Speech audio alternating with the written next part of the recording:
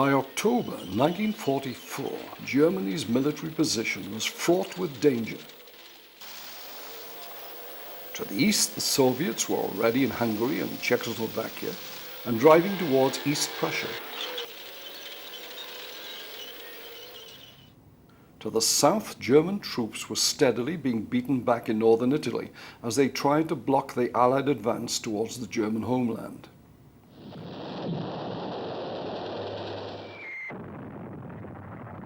To the west, the Allies had landed in Normandy and crushed the combined German armies in France, designated Army Group B, at Falaise.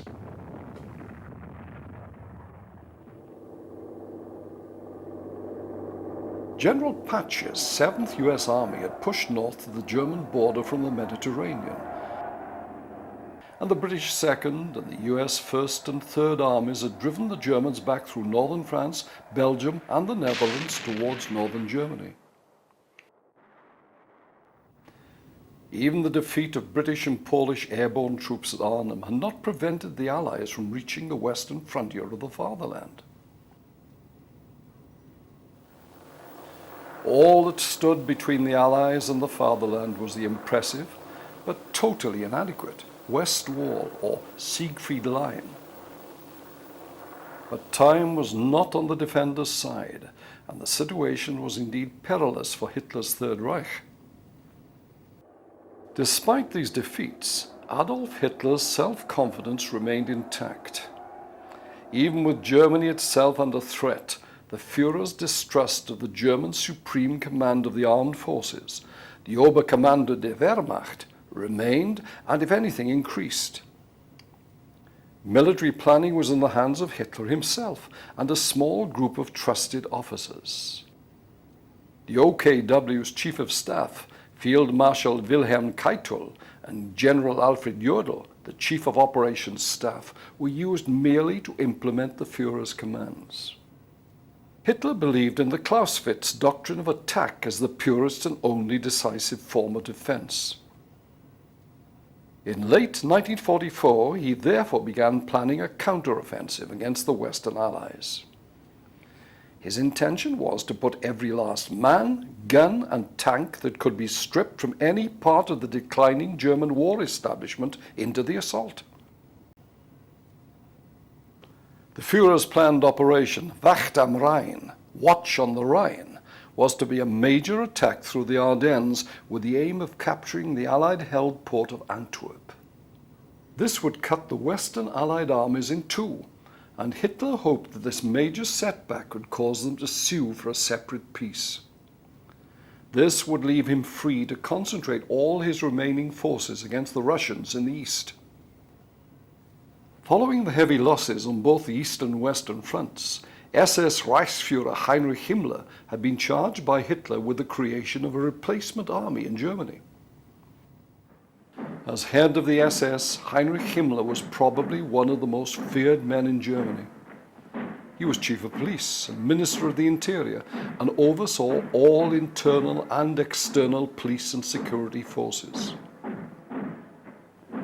Born in Bavaria in 1900, Himmler was part of Hitler's Munich Putsch in 1923. He joined the SS in 1925 and was appointed head of the Gestapo, the secret state police, in 1934. During World War II, he was responsible for running the death camps throughout occupied Europe.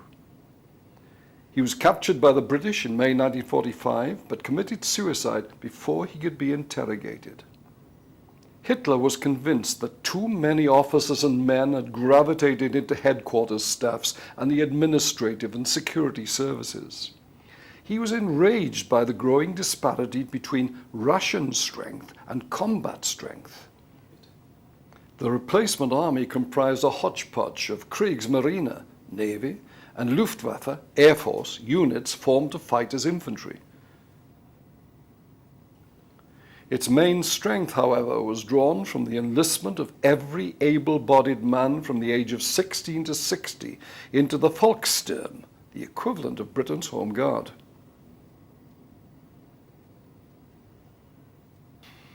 In order to equip these 40 new Volks divisions, the civilian population were encouraged to donate any spare item of clothing and metal.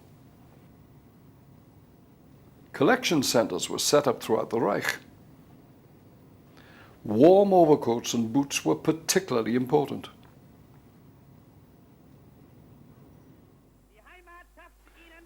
Once equipped, the men of the Volkssturm swore an oath of allegiance to Hitler.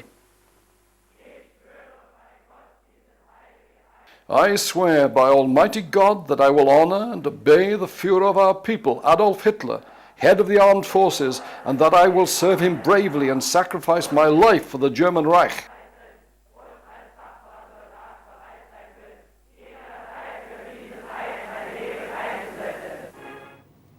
Such swearing-in ceremonies were often accompanied by the symbolic handing over of the men's weapons by the munitions workers who had manufactured them. Each of the Volkssturm divisions nominally comprised 1 artillery and 3 grenadier regiments. The modern image of the German army during World War II is that of a highly mechanized force. In reality, a large proportion of the transport was horse-drawn, with the obvious exception of the panzers and some later armored panzer grenadier units. This was true of the Volkssturm's division's artillery regiment. Each grenadier regiment consisted of 2 battalions. The 1st battalion comprised 3 infantry and 1 heavy weapons companies, plus a separate light artillery and light anti-tank company armed with Panzerfausts. The Panzerfaust, or armored fist, comprised a hollow open-ended tube containing the explosive charge at its center and a hollow charge grenade at one end. It had been introduced into the German army in 1942, and by 1944 the range had been increased to about 100 meters. Once fired, the launch tube was simply thrown away. The 2nd Battalion was a dedicated anti-tank unit with self-propelled guns and towed artillery. There was no reconnaissance battalion, simply a bicycle company. Despite Himmler's strenuous efforts, the Volksdivisions were generally of poor quality and rarely achieved their full paper strength. However, most of these new divisions, together with regular German armor and Panzer Grenadier units, would provide the main infantry strength for the Ardennes offensive. With most of the male population now serving in the Volkssturm, more and more women were recruited to replace them. They worked in the transport system, repaired motor vehicles, and also reinforced the ever-busy fire service.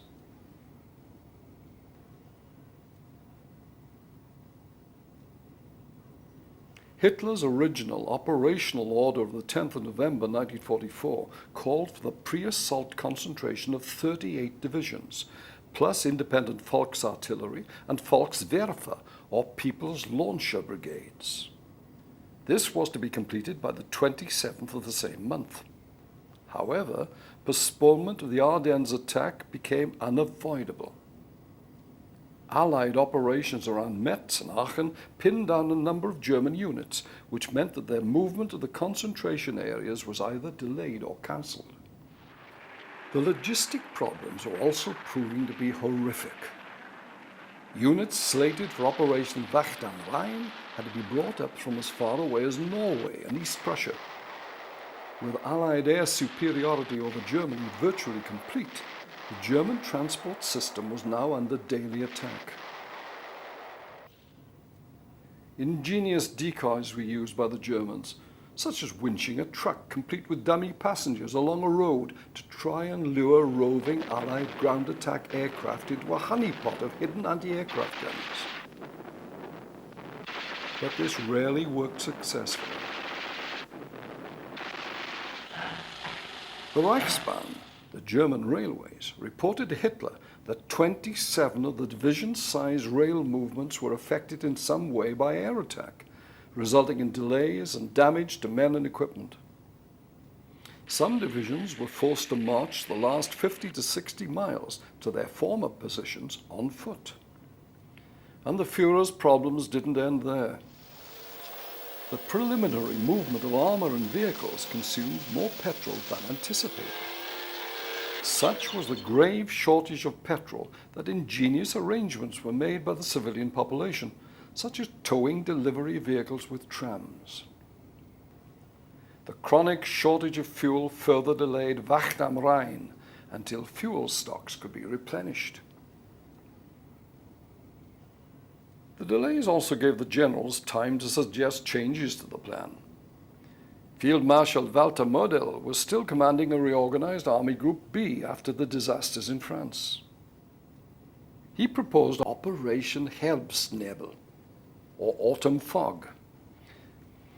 As envisaged in the Führer's Operation Wacht am Rhine, his command would make the first assault, but at this late stage he even suggested that the whole offensive should be switched north. This would cut off 20 Allied divisions which had established a salient in the west wall, east and northeast of Aachen. The Führer's reply was, as usual, emphatic. The intention, the organization, and the objective of this offensive is irrevocable.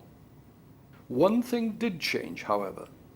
Operation Wacht am Rhine was renamed Operation Herbstnebel.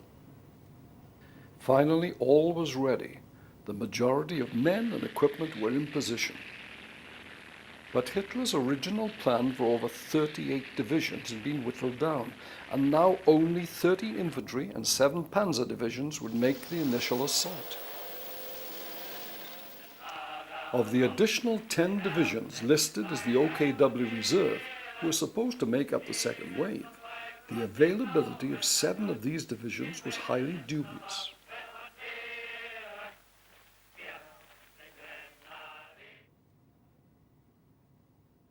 In the north of the 90-mile assault front was the 6th SS Panzer Army, commanded by Sepp Dietrich.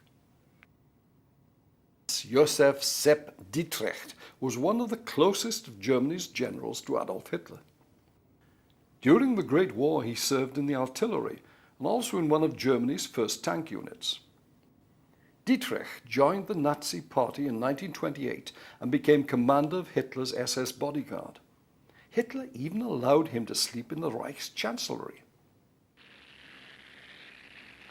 During the invasion of France in 1940, Dietrich commanded the 1st SS Division Leibstandarte Adolf Hitler in attacks on Paris and Dunkirk. He served in the campaigns in Greece, Yugoslavia, and on the Eastern Front, but also became notorious for his mistreatment of prisoners of war. Tried for war crimes after the war, he was sentenced to 25 years imprisonment, but served only 10 years. Sepp Dietrich's command for the campaign comprised 3 corps. The first was the German 67 Infantry Corps under General Hitzfeld. Generalleutnant Otto Hitzfeld was a veteran of the First World War. During the early part of World War II, he distinguished himself on the Eastern Front in the Crimea. Here he was wounded 5 times and earned the nickname the Lion of Sebastopol.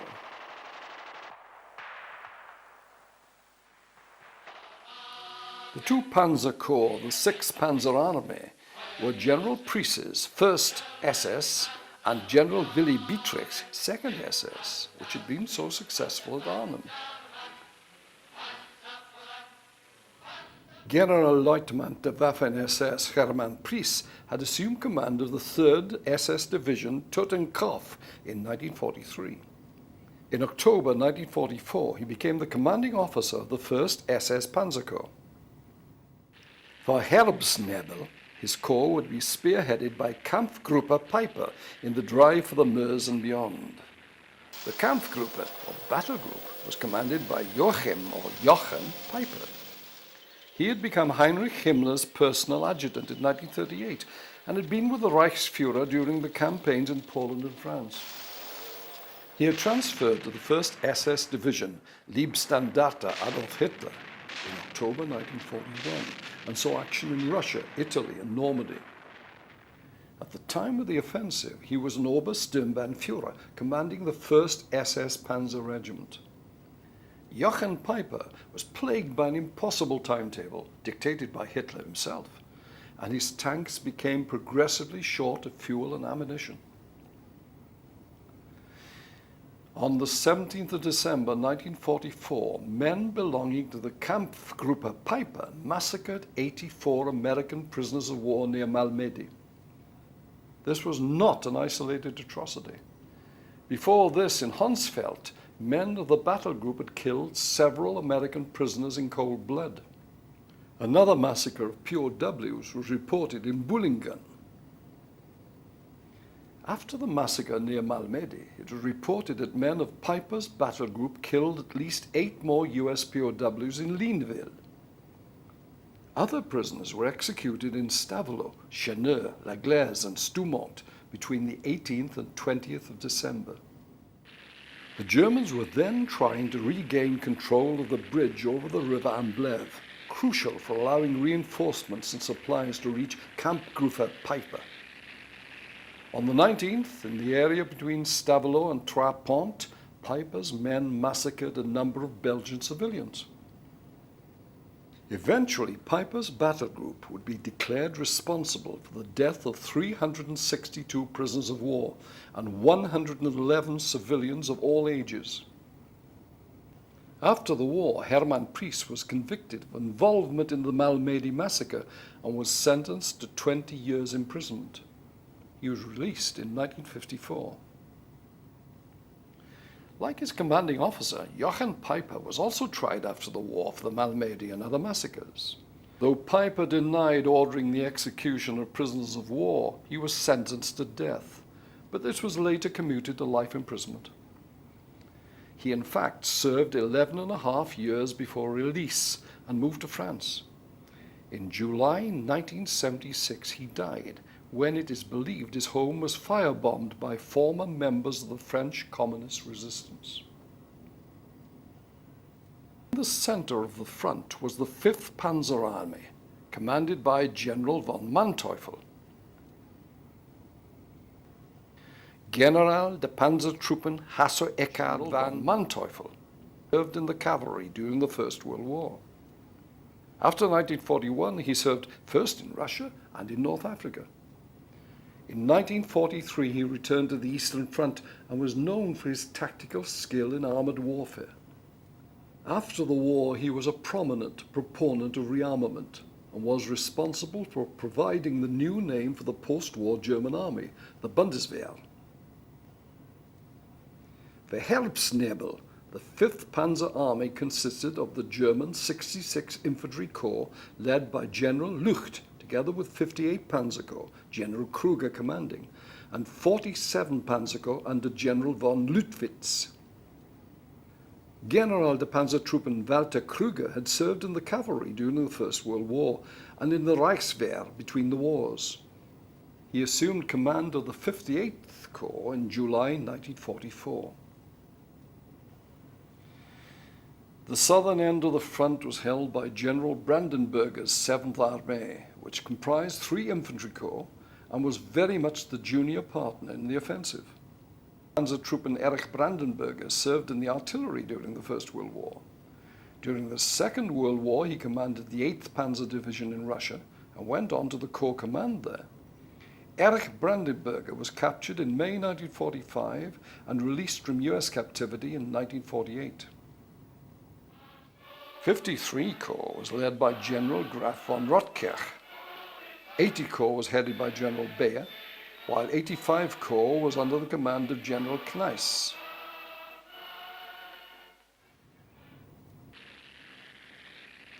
The assault would be spearheaded by the panzer divisions, including the PZK-PFW Tiger units. The Tiger 1s and the new Tiger 2s were not normally allocated to the panzer divisions, but operated as independent battalions under Corps control. Nominally, each battalion had 45 tanks in 3 companies. On the nights of the 11th and 12th December, at a command post at Gießen, Hitler received the commanders to explain to them the plans for the offensive. There were about 30 generals, including divisional commanders. They had been brought from Koblenz during the night by bus twisting, turning, and doubling back on its tracks to deceive them regarding the route being followed. As well as a rambling recital of his past great deeds for Germany, Hitler declared, "On one hand is a great empire, the British Empire, slowly dying. On the other, a colony just waiting to take over. Countries whose aims are becoming more and more different day by day. A few well-struck blows, and this artificial common front could come crashing down at any moment."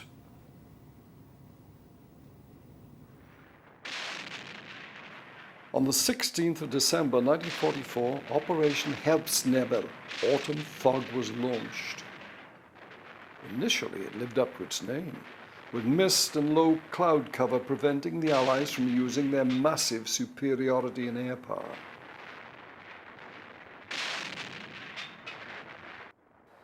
The huge pre-assault artillery bombardment, which on Manteuffel's suggestion had been cut back from 3 hours to just 45 minutes, heralded the attack.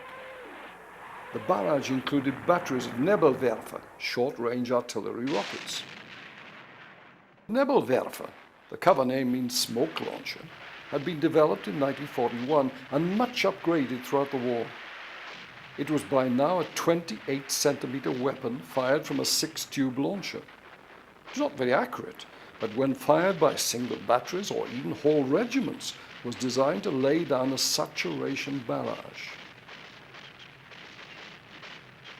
With a range of about 1,200 yards, the use of the Nebelwerfer during the campaign was really limited to the pre-assault bombardment. They were slow to move and reposition, and greater priority was given to the infantry and armored units on the congested roads of the Ardennes. Throughout the early days of autumn fog, the weather became of vital importance. On the second day of the German offensive, one GI described the situation as weather overcast, cloudy with penetrating cold, snow flurries turning to rain, poor air observation, but some reconnaissance over Holland and Luxembourg, ground soft and roads muddy and slick. They just couldn't abandon us in the line on the ridge. We were Americans. Somebody ought to have come to rescue us. Initially, the Allied defenses were in total confusion. This was reinforced by the discovery that the Germans, under the codename Operation Grief, had inserted special units under the command of Otto Skorzeny behind the Allied lines.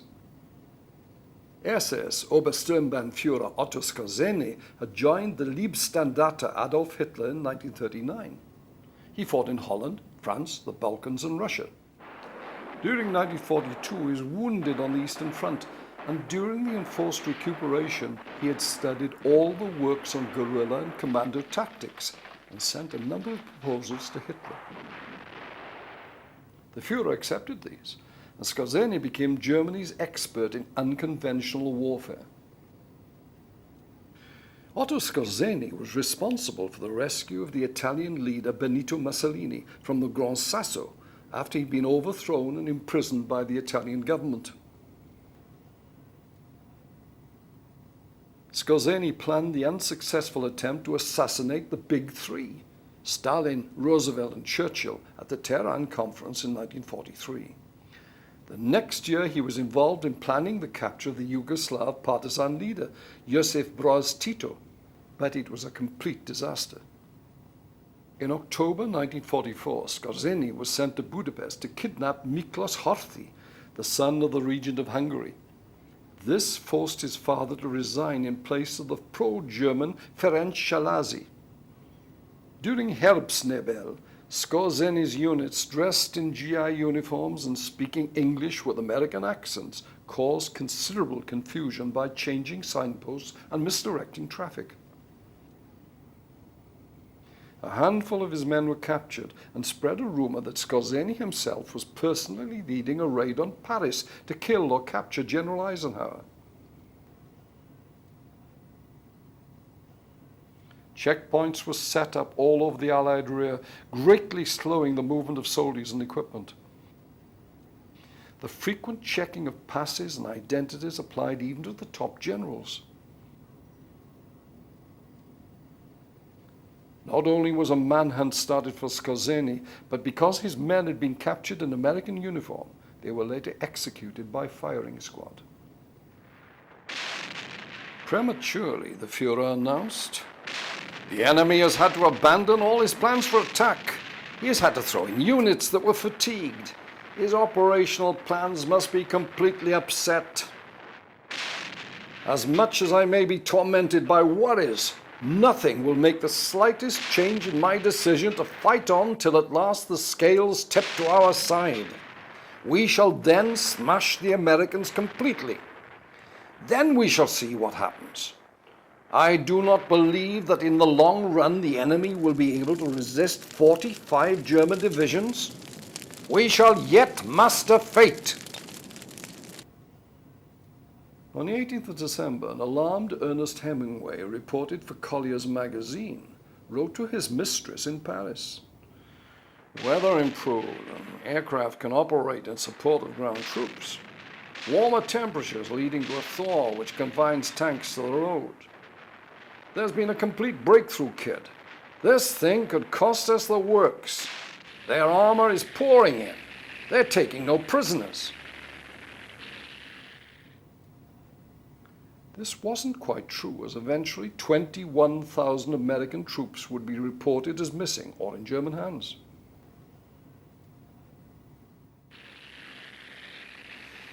By the 19th, the 5th Panzer Army's tanks had reached Houfflers and Bastogne. And by the next day, the 6th SS Panzer Army was in Stavelot.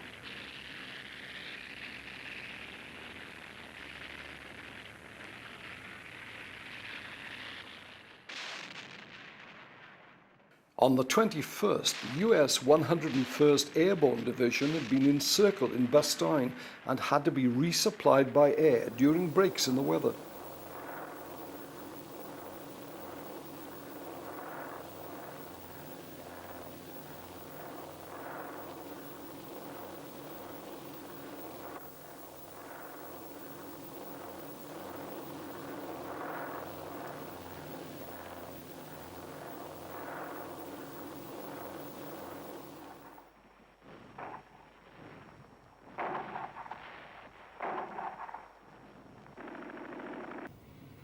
On the next day, British General Montgomery reported, "Conflicting reports on the weather. In the north, the 6th Panzer Army experiences rain and mud. In the center, the 5th Panzer Army has fog and snow. Limited air activity."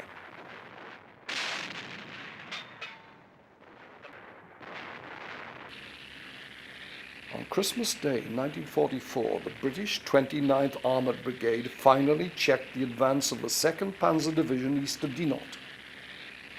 The armour had covered over 50 miles since the start of the offensive, but was at least 60 miles short of its objective on the Belgian coast. The next day, US armour reached Bastogne and lifted the siege. But bitter fighting still continued in this and the Houfflers sector.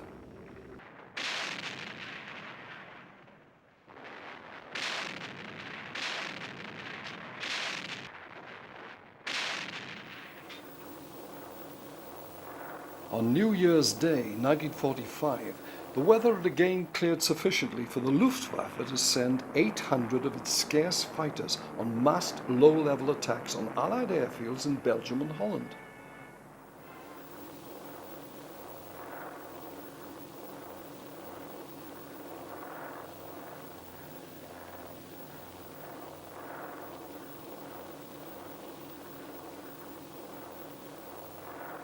During Operation Bodenplatte Hermann, over 140 of the inexperienced German pilots were killed, and 349 of the Luftwaffe's precious aircraft were either downed or damaged.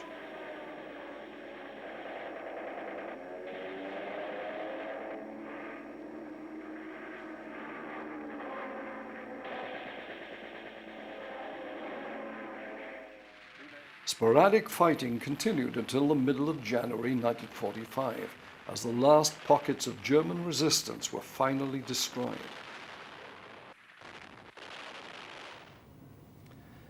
US dead in the Battle of the Bulge eventually totaled over 8,600, with 47,000 wounded.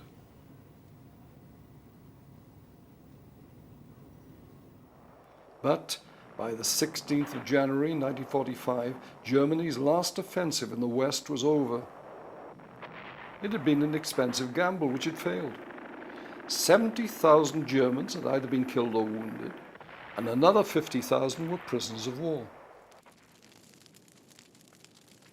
And 600 precious tanks had been destroyed.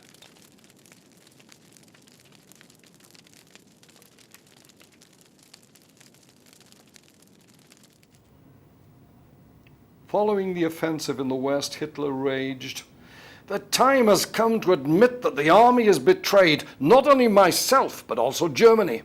I have put too great a reliance upon its generals."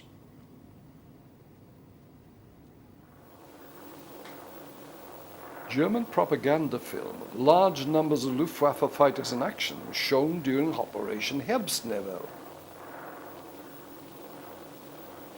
In reality, the Germans had lost almost 2,000 aircraft, and despite the early bad weather, Allied air supremacy was never in doubt.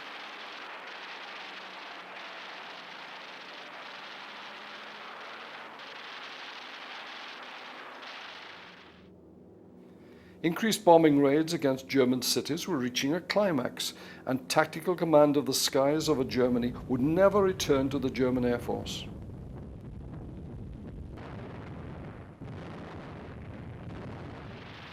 As Hitler lamented, "What has happened to the Luftwaffe?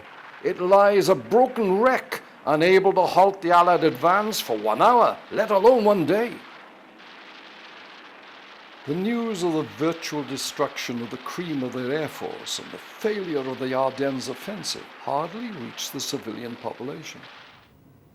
German newsreels of the day gave no real hint of the Ardennes disaster. It was up to German Ministry of Propaganda and its head, the diminutive Dr. Goebbels, to gloss over the facts. Dr. Paul Joseph Goebbels, the Reich Minister for Propaganda, had been a member of the Nazi Party from the mid-1920s and was one of Hitler's closest associates and a devoted follower of the Führer. He used modern propaganda techniques to psychologically prepare the German people for aggressive war and the annihilation of civilian populations. Goebbels accused many of Germany's ethnic and national minorities, such as the Poles, the Jews, and the French, of trying to destroy Germany, claiming that Germany's belligerent actions were taken in self-defense. At the very end, on Hitler's death, he succeeded to the title of Reichschancellor, but only for 1 day before he and his wife Magda killed their 6 children, and the couple then committed suicide. However persuasive the Nazis' propaganda machine might be, it could not conceal from the civilian population the frequent devastating air raids. Restrictions had been put on places of public performance, such as theatres and operas. Much of the infrastructure of Germany's main towns and cities had been, or was being, systematically destroyed.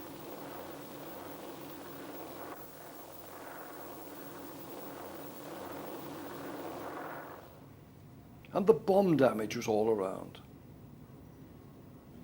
As Londoners had found in England during the Blitz, one of the real dangers once an air raid was over were unexploded bombs. The Berlin Bomb Disposal Unit was called out with increasing regularity.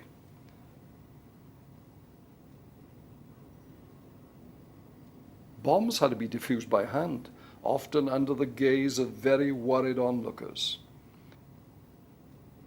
And once the fuse had been removed, the main explosive charge in the bomb had to be detonated in a controlled explosion.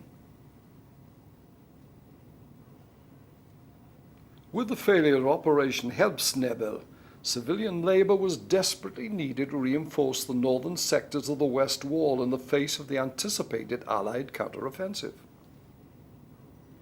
Despite the failure of the Ardennes offensive, there were still strong defensive positions, such as in the Ruhr, which would hopefully delay any Allied offensive.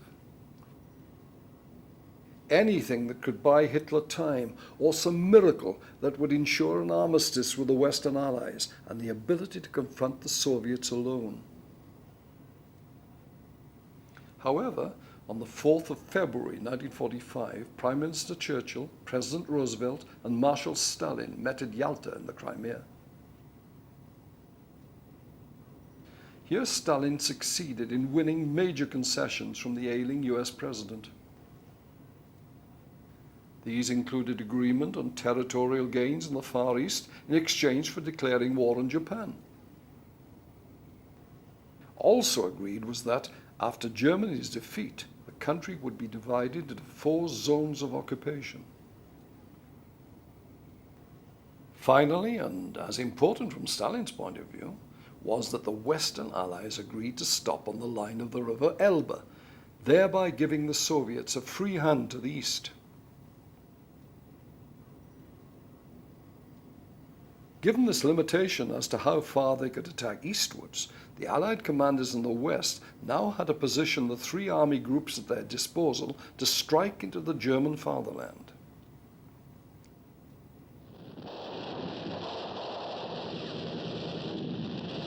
During February, the armies had surged forward.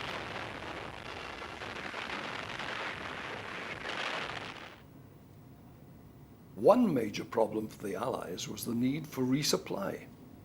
Everything from food, guns, ammunition, oil and gasoline had to be brought up from the English Channel and North Sea ports along what were called the Red Ball supply routes.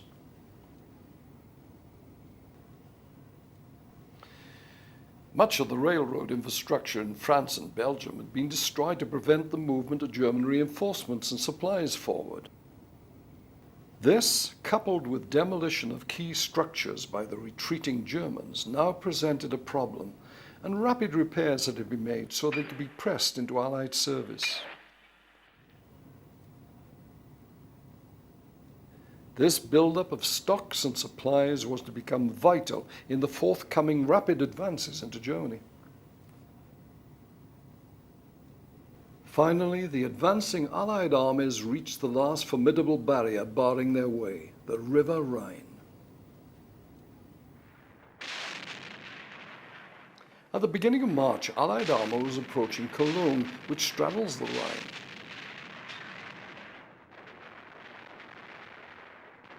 Fighting in the approaches to the city was brisk.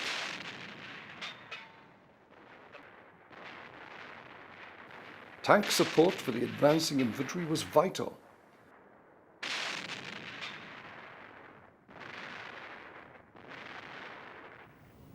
German resistance within the city was sporadic in places, but there was always the danger of snipers. Many of the city's trams had been used to barricade the streets, and these had to be removed by somewhat unconventional means. And beyond Cologne lay the Ruhr. The area of the Ruhr had been the powerhouse for Germany's war effort. Here, the abundant and easily worked coal mines fed the plants which forged the steel used to maintain the Nazi war machine.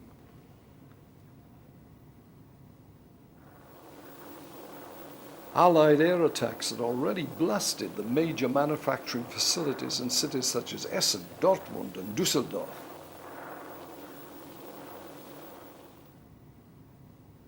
Nothing better illustrated the desperate need to defend the Ruhr than the transfer of miners from the vital German coalfields to help build up additional defenses for this strategically important area. On the 7th of March, the day after Cologne fell, the US First Army got a lucky break.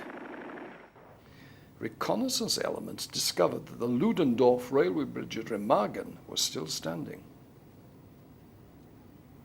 all the other bridges along the Rhine had either been bombed or demolished by the Germans. The bridge was also strong enough to allow the Allies to cross immediately and establish a bridgehead. The Germans at first desperately tried to defend it and then to destroy this strategic crossing. The Allies worked desperately to repair any damage and expand their foothold into an area large enough to prevent German artillery from targeting the bridge. In desperation, V2s were fired against the bridge, but they missed widely. What had been intended as one of the Führer's offensive vengeance arsenal had now, through necessity, been turned into a defensive weapon. The V2s had been used earlier with some success to bombard the port of Antwerp in Belgium to prevent it being used as an Allied supply center. Otto Skorzeny was also ordered to sabotage the bridge, but his frogmen failed to drop the span.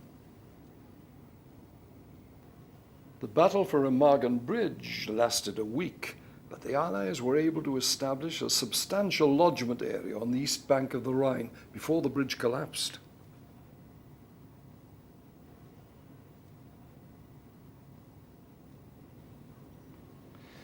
As part of a major coordinated plan to bounce the Rhine in the north, the 2nd British and the 9th US Armies of the 21st Army Group were bringing up equipment.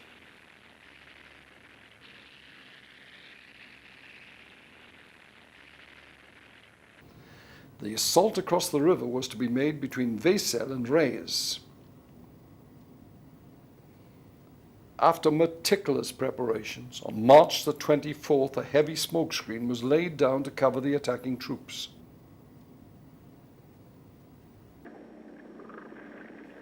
Then the assault crossing went in.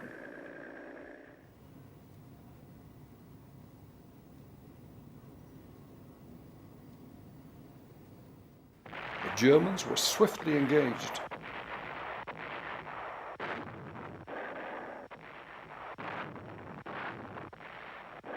Their situation was further compromised by the arrival the next day of the British 6th Airborne and the US 17th Airborne Divisions, who were parachuted onto the far bank.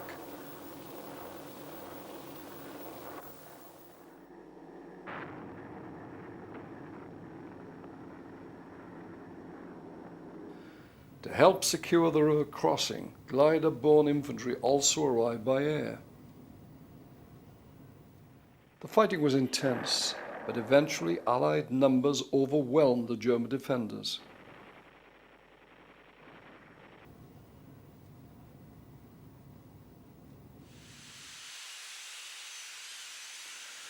On the 29th of March 1945, the last V2 rocket was fired against London. The V2 was the second of the Führer's vengeance weapons, with a far greater range than the earlier V1. Over 1,000 of these strategic ballistic missiles, each carrying a 2,140-pound warhead out to a range of about 200 miles, had been launched against England.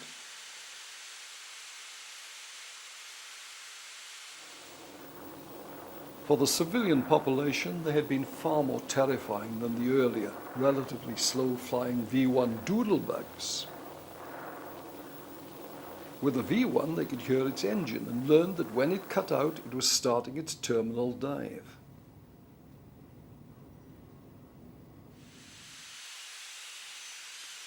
With a terminal velocity of over 2,000 miles an hour, the V2 gave no warning at all, and whole blocks could be leveled when the warhead impacted.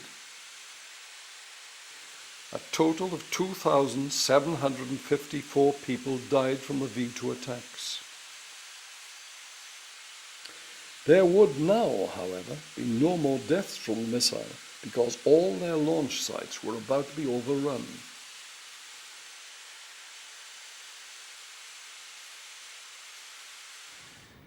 On the 28th of March, the three Allied army groups launched their last major offensive eastwards. The bouncing of the Rhine in the north and the seizure of Remagen Bridge further south had now given the Allies substantial footholds east of the Rhine.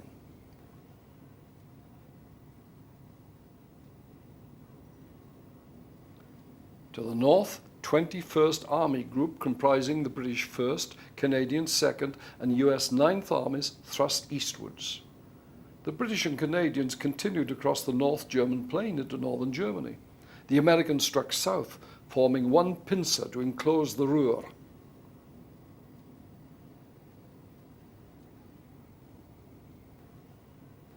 In the center, General Bradley's 12th Army Group, consisting of the US 1st, 3rd, and 7th Armies, surged out from their lodgment east of the Remagen Bridge. The 3rd and 7th Armies would advance to the Austrian, Czechoslovak, and Italian borders.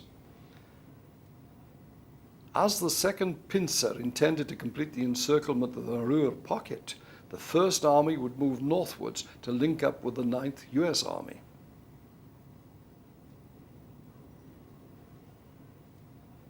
The south, General Denver's 6th Army Group, made up of the 1st French Army, would cross the Upper Rhine and hook south and head for the border with Switzerland.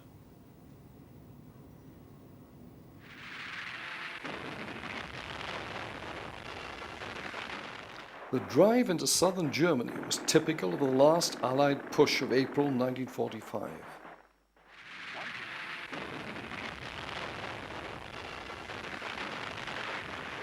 The Germans were unable to put up any meaningful resistance, and where they did, they were quickly blown away by the advancing Allied infantry and overwhelming air power.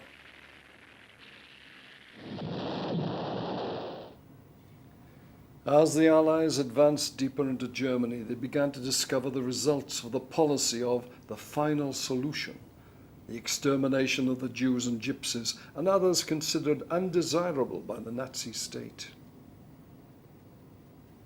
The Americans reached the concentration camp at Dachau at the end of April. Here they discovered the gas chambers and crematorium and other tools for mass extermination.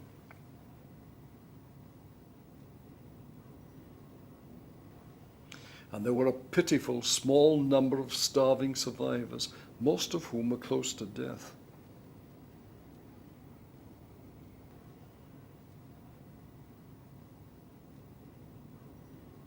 Allied commanders toured the camps to see the conditions for themselves.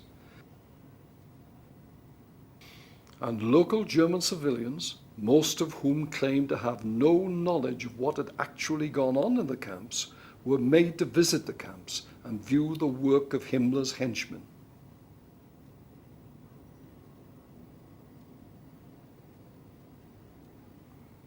And the extent of the atrocities became apparent as more and more camps were liberated.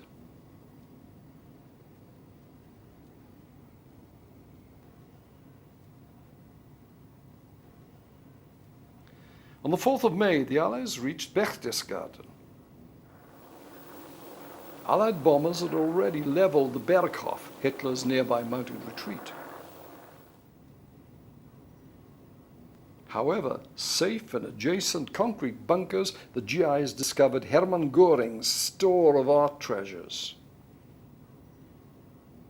The Reichsmarschall, like a number of other Nazi leaders, had employed teams of experts to scour the countries of conquered Europe and to loot priceless works of art.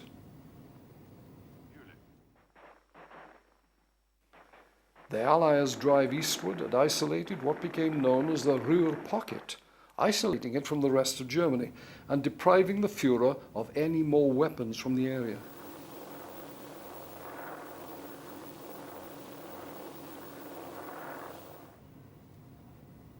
Field Marshal Walter Model had withdrawn what remained of the 5th Panzer Army and the 15th Army and a mixture of other troops, about 430,000 men in total, into the pocket. The Allies now proceeded to attack the pocket section by section.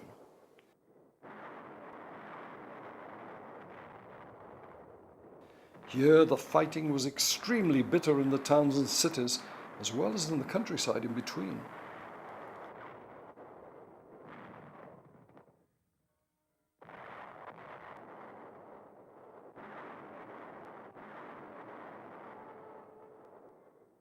The battle for the pocket lasted until the 21st of April, and over 300,000 Germans were captured.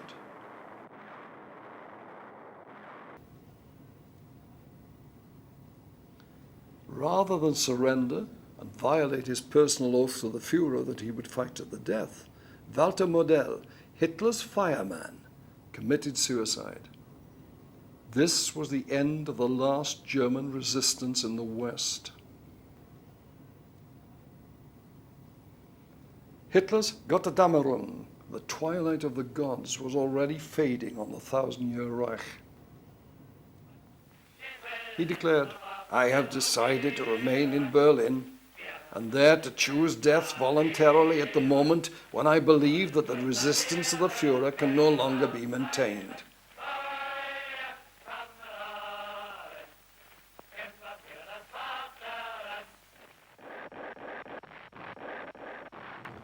But it wouldn't be the Western Allies who brought about his final downfall, because the Russians were already in the woods and hammering at the eastern gates of the fatherland.